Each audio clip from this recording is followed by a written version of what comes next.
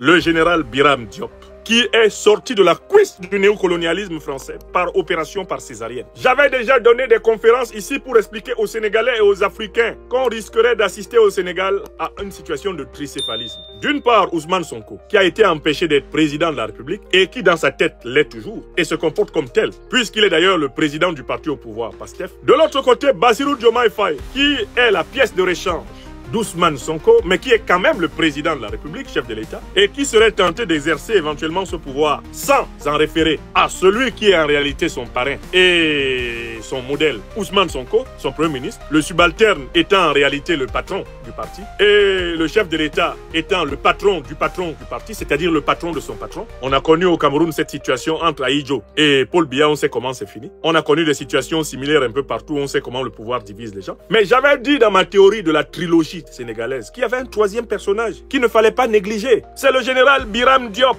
ministre de la Défense. Lui, il n'est pas du pouvoir PASTEF. Ce n'est pas un panafricaniste. Ce n'est pas un révolutionnaire. Ce n'est pas quelqu'un qui est un anticolonialiste. Ce n'est pas un anti-impérialiste. Il doit toute sa carrière à la paternité du néocolonialisme français et de l'impérialisme occidental. Étudiez son CV, vous verrez qu'il est directement venu, littéralement, de ce filon. Lui, je l'ai remarqué à une occasion. En l'absence du Premier ministre Ousmane Sonko, en déplacement à l'étranger, il a assuré l'intérim de la direction du gouvernement pour une cérémonie de sortie d'une promotion, une promotion de soldats. Et à l'occasion de cette sortie d'une promotion de soldats au Sénégal, le général Biram Diop a tenu un discours qui m'a effrayé et qui m'a alerté sur le fait qu'en fait, il se comportait comme le véritable homme fort du Sénégal.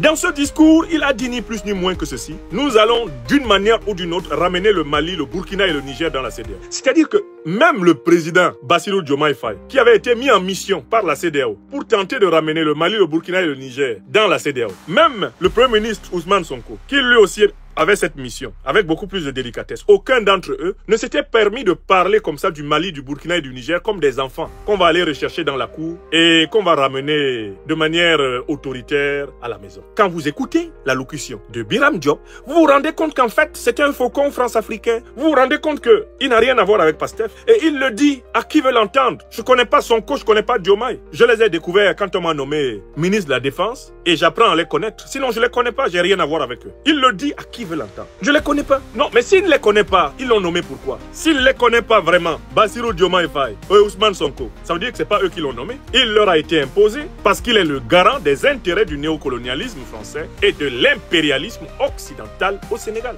J'avais dit cela, oui ou non? Vous êtes mes témoins ici. Parce que moi, je dis toujours mes choses et après, quand ça commence à se vérifier, je rappelle les choses que j'avais dites. Est-ce que je vous ai dit ici qu'il y avait un problème avec ce Biram? Est-ce que je vous ai dit ici que Diomaye et Sonko ne contrôlent pas l'armée sénégalaise et que l'armée sénégalaise est en fait un contre-pouvoir? Est-ce que je l'ai dit? Vous vous souvenez de la quantité d'insultes que les partisans de Diomaye et Sonko ont déversé sur moi à cette occasion, oubliant ma modeste contribution à la défense de leur combat quand ils étaient dans le rouge, quand Diomaye et Sonko étaient en prison? Vous vous souvenez de ce qu'ils ont dit? Vous vous souvenez de tous les maudits qu'ils ont déversés sur moi? Moi, j'avais dit que d'autres événements auraient lieu plus tard qui permettraient de me donner raison. Maintenant, vous êtes mes témoins. Vous me donnez raison ou pas?